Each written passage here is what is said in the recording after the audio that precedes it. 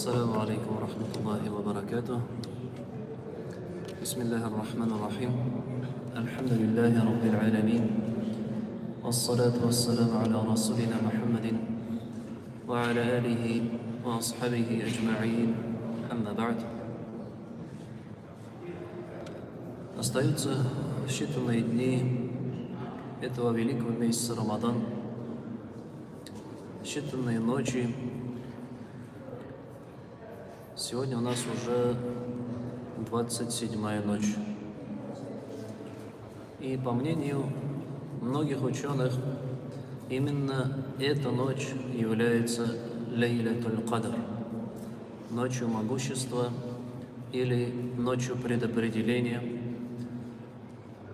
в которой Всевышний Аллах предписывает все, что будет в следующем году. И любое деяние благое в эту ночь, оно лучше, чем это же деяние, проделанное в течение 1000 месяцев по своей награде. И в первую очередь, перед тем, как перейти к толкованию аятов,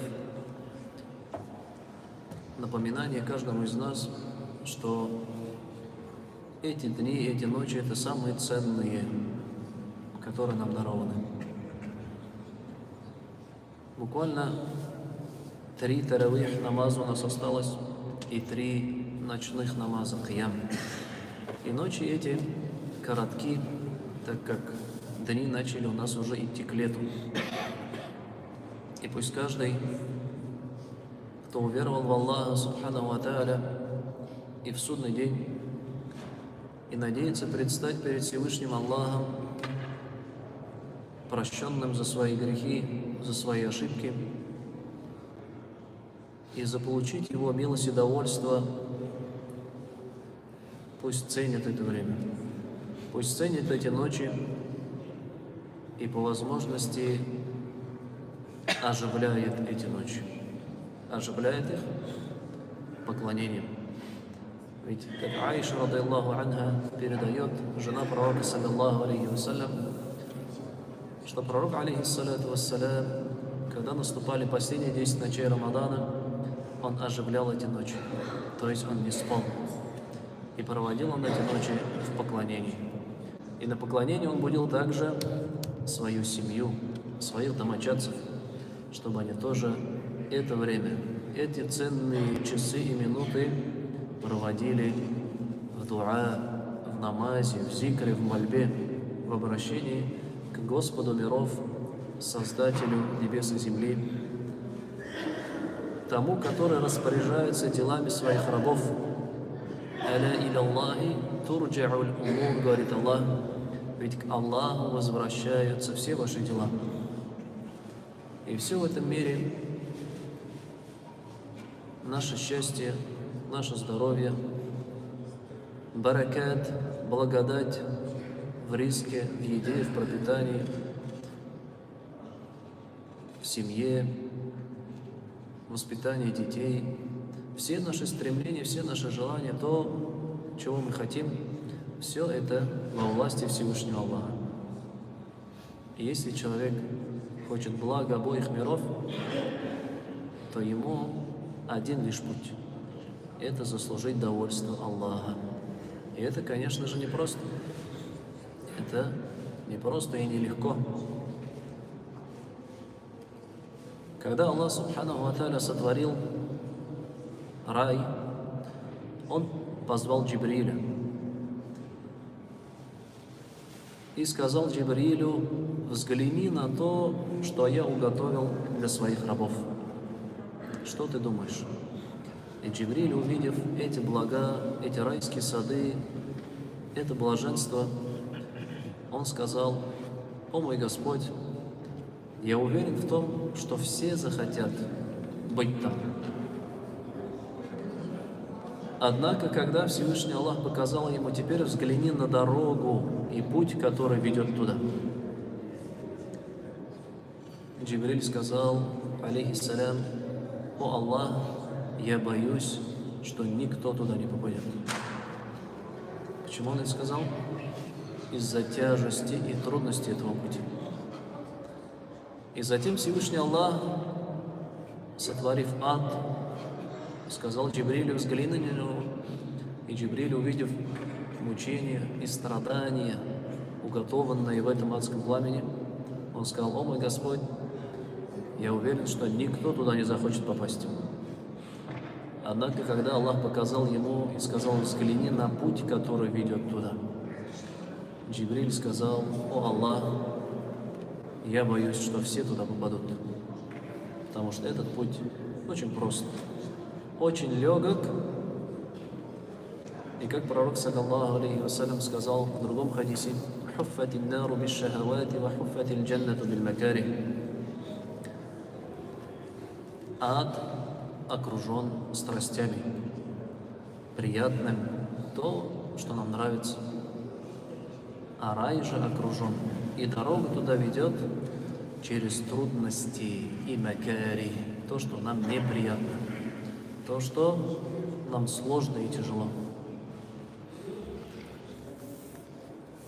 И пусть каждый из нас в эти 3 последние дни и ночи проявляет максимум усилий, иншаллах, с искренностью и надеждой. Это тоже очень важно. Когда ты стоишь на таравих намазе, и у тебя устали ноги, тебя клонит ко сну, потому что ты не понимаешь, о чем читает, например, на таравих имам. Ты устал после работы. В этот момент нужно вот это чувство, желание в себе пробуждать, ихтисаб, надежду на прощение Всевышнего. К сожалению, зачастую, когда человек привыкает к определенному действию, он начинает делать это на автоматизме. Он привык, он уже целый месяц почти стоит 20 ракатов, он и стоит 20 ракатов. Однако в сердце у него пропадает вот это чувство надежды на прощение Всевышнего. А это очень важно. Ведь пророк Мухаммад, саллаллаху алейхи вассалям, сказал: «Ман кама Рамадана иманан ва ихтисабан, гуфира лаху ма тақаддама мин дамби». Тот, кто выстаивает Рамадан в молитве верой во Всевышнего Аллаха и надеждой на прощение Его милости, ему простятся все его грехи. Ему простятся все его грехи. Это очень сильно помогает как раз таки, когда устаешь во время таравиха. Вспомни, зачем ты стоишь. Для чего ты пришел в мечеть? После работы, после учебы. Зачем ты сюда пришел? Когда тебе станет тяжело, вспомни. Ведь этот намаз, я надеюсь, посредством него заполучить милость Аллаха, Его помощь. Я надеюсь, что Всевышний Аллах поможет мне в преодолении разных жизненных трудностей и ситуаций, с которыми я сталкиваюсь. И я надеюсь, что посредством этого намаза мои недостатки, мои грехи, мои упущения будут прощены и заменены на благие деяния. И когда мы во время таравиха об этом подумаем, то наш намаз, он приобретет совсем другое качество, иншаллах. И сегодня вкратце упомянем аяты из суры Корана Аль-Хашр. Аль-Хашр. Здесь Всевышний Аллах Субханаху ва Тааля приводит 2 группы верующих мусульман, рассказывает о их качествах. Это лучшие представители нашей религии, нашей уммы. Одни из них это мухаджиры, люди, которые приняли ислам, будучи в Мекке. Ведь пророк Мухаммад, саллаллаху алейхи вассалям, начал свой призыв в Мекке, и какая-то группа уверовала в него, последовала за ним и стали первыми мусульманами. Однако там они столкнулись с серьезными трудностями, испытаниями. большинство жителей Мекки, они не приняли этот призыв, они воспротивились этому, они не захотели менять тот образ жизни, на котором были они, их отцы, их деды и прадеды. Они не хотели понимать свою ошибочность. Они на этом уже утвердились на своей религии. И когда пророк, саллаллаху алейхи вассалям, пришел и призвал поклоняться лишь одному Всевышнему Аллаху, Творцу небес и земли, и сказал, что все ваша религия, ваше верование – это заблуждение ошибочное, многие воспротивились этому и всячески пытались предотвратить призыв пророка, саллаллаху алейхи вассалям, угрожая расправой ему и тем, кто за ним последовал. И тогда, когда ситуация уже очень сильно усложнилась, пророк Мухаммад, саллаллаху алейхи вассалям, и верующие по повелению Всевышнего Аллаха переселились в другой город. Город тогда назывался Яфриб, а впоследствии был переименован Аль-Мадина, Медина. И там уже жизнь мусульман пошла в лучшую сторону. Религия ислам начала именно после переселения расцветать и укрепляться. И именно поэтому вот эту дату переселения мусульмане впоследствии взяли началом исчисления мусульманского календаря. Это было во времена халифа Умар ибн аль-Хаттаба. Да, нужно было свой календарь, и было разное мнение, с какого дня начать. И тогда пришли, что именно переселение является отправной точкой, когда религия начала укрепляться и распространяться.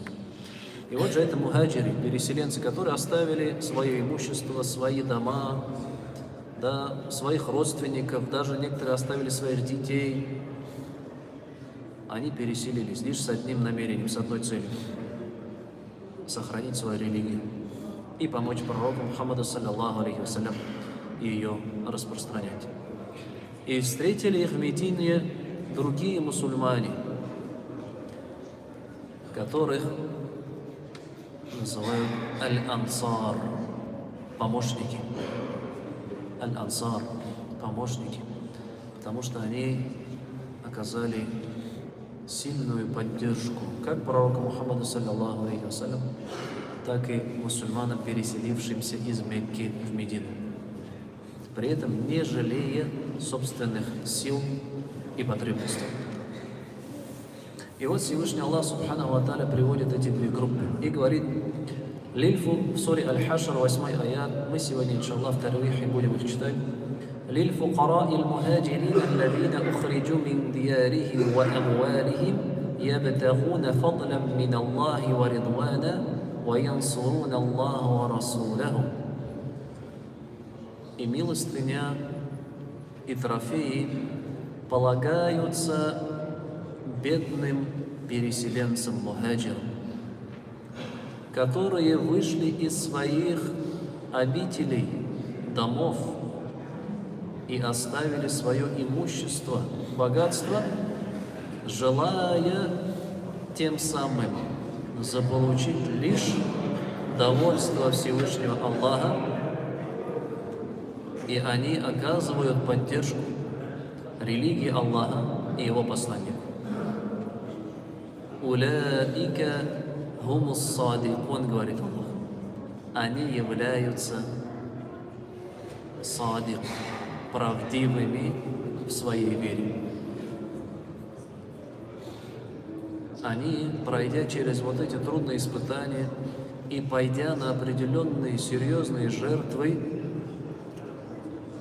это лишь сказать легко, а поставить себя на их место, когда ты жил, да, в родном селении, обустроился, у тебя есть жилище, у тебя есть семья, у тебя есть работа, есть заработок, и ты в одно мгновение оставляешь все это и уходишь в другой город.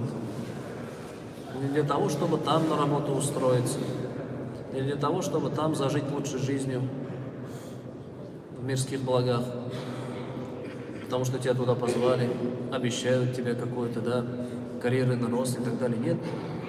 Человек просто вышел и в другой город, 400 километров по пустыне. Кто-то пешим, кто-то верхом на животных. С какой целью? Лишь для того, чтобы сберечь свою религию, сохранить ее. Это серьезная жертва и сильное поклонение. И тем самым, совершив вот эти жертвы и проявив свое богобоязненность, они заслужили называться садикун, правдивыми в своей вере. Это мухаджиры. Это наилучшие представители нашей уммы. А их встретили وَالَّذِينَ تَبَوَّأُوا الدَّارَ وَالْإِيمَانَ مِنْ قَبْلِهِمْ يُحِبُّونَ مَنْ هَاجَرَ إِلَيْهِمْ وَلَا يَجِدُونَ فِي صُدُورِهِمْ حَاجَةً مِمَّا أُوتُوا.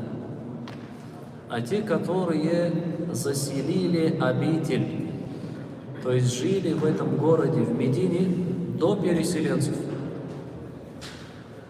они любят тех, кто к ним пришел. Они любят этих переселенцев. Даже несмотря на то, что эти переселенцы превосходят их степенями перед Всевышним Аллахом. Потому что эти верующие, которые переселились, они уже опередили жителей Медины. Чем? Вот этим поклонением, переселением, хиджром. Жители Медины это уже не смогут сделать, потому что они уже живут в этом городе. Живут в городе, безопасном для мусульман. А вот эти люди, они пошли на тот шаг, который уже после этого никто не повторит. Ведь переселение из Мекки в Медину на сегодняшний день тоже уже не существует. То есть за это не полагается награда, которая полагалась тогда. И вот эти ансары, жители Медины, они любят тех, кто к ним переселился, и не чувствуют в своих грудях стеснения или же какой-то зависти по отношению к этим переселенцам. И далее говорит: وَيُؤْثِرُونَ عَلَىٰ أَنفُسِهِمْ وَلَوْ كَانَ بِهِمْ خَصَاصَةٌ. И они отдают им предпочтение перед собой, даже если сами нуждаются в помощи. Ансары. К ним переселилась большая группа мусульман, у которых ничего за собой нет. Ни жилища, ни еды, ни имущества. Возможно, какая-то небольшая доля была. И вот они их встретили. И встретили наилучшим образом. Одни давали им половину своего имущества, были готовы даже развести одну из своих жен и по истечении времени отдать, чтобы он женился на его второй жене. И удивительная история есть. Когда к пророку Мухаммаду саллаллаху алейхи вассалям пришел один путник и попросил помощи, пророк алейхиссалату вассалям сказал, он отправил гонца к своим женам, он расспросил, есть ли дома чем угостить этого путника. Однако все жены сказали, нет, ничего кроме воды в доме нет. И тогда, вернувшись гонец, пророку саллаллаху алейхи вассалям об этом сообщил, и он спросил у сподвижников, которые сидели рядом с ним: кто из вас приютит этого человека сегодня? И один сподвижник вызвался и сказал: я. И повел его к себе домой. Придя домой, он спросил у жены, что у нас есть покушать. Она сказала: лишь малая доля пищи, которую мы уготовили для кормления детей. И тогда он сказал: уложи детей спать пораньше. И если чтобы они не плакали или не просили еду вечером, а сама приготовь поесть. Накрой стол, и когда мы будем кушать, потуши свечу. и в темноте делай вид, что ты кушаешь. То есть рукой касайся посуды, издавай звук, да, делай звук, как будто ты жуешь что-то, однако сами мы не будем кушать. Потому что еды было очень мало. И этот гость, который пришел, увидев, что хозяева не кушают, он мог бы постесняться кушать, постеснялся притрагиваться к этой еде. И поэтому этот сподвижник сделал такой шаг. Он сам нуждается в еде, однако, несмотря на это, он проявил радушие и почтенный прием своему гостю. И так и случилось. Свет потушили, они притворились, что кушают, и тем самым гость тоже думает, что хозяева кушают, и, не стесняясь, поел вдоволь. И на следующий день эта весть дошла до пророка Мухаммада, саллаллаху алейхи вассалям. Аллах, субхану ва тааля, ему сообщил. И пророк, алейхиссаляту вассалям, сказал: Аллах удивился вашему действию. То, как вы совершили, это заслуживает. Это не каждый так может. Это называется юкфируна аля анфусихим аль-ithар по-арабски. Или же по-русски альтруизм. Когда человек отдает предпочтение другим над собой. У нас есть два термина. Есть эгоизм, когда человек заботится лишь о себе. А есть альтруизм. Это когда человек переживает за других, даже если сам нуждается в поддержке и помощи. И это качество верующих, качество ансаров, которые шли на большие жертвы, лишь бы облегчить положение своих других братьев-мусульман. И далее Аллах говорит: وَمَنْ يُوقَ شُحَّ نَفْسِهِ فَأُولَٰئِكَ هُمُ الْمُفْلِحُونَ. И тот, кто спасется от жадности своей души,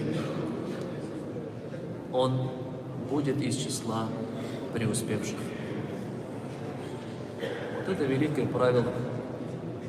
И зачастую человек думает, что, переживая лишь за себя, он достигнет успеха. Однако Всевышний Аллах говорит: успех не в этом. Успех истинный будет у человека тогда, когда он научится переживать за других. И тогда Всевышний Аллах, субхану ва тааля, не оставит его без помощи, без поддержки, и за себя ему не придется переживать. Ведь Всевышний Аллах, субхану ва тааля, возьмет его заботы на себя. Таково было качество верующих. Одни шли на великие жертвы, и другие помогали им, встречали их и всячески поддерживали. И плоды вот этого союза мы сегодня пожинаем. Это сподвижники пророка, саллаллаху алейхи вассалям, которые у истоков религии стояли, сражались с ней, жертвовали. И по их причине мы сегодня, альхамдулилля, обладаем большим количеством информации и знаний о нашей религии. Один только Абу Хурайра, радийаллаху анху, передал более 5000 хадисов от пророка, саллаллаху алейхи вассалям, посвятив себя полностью этому.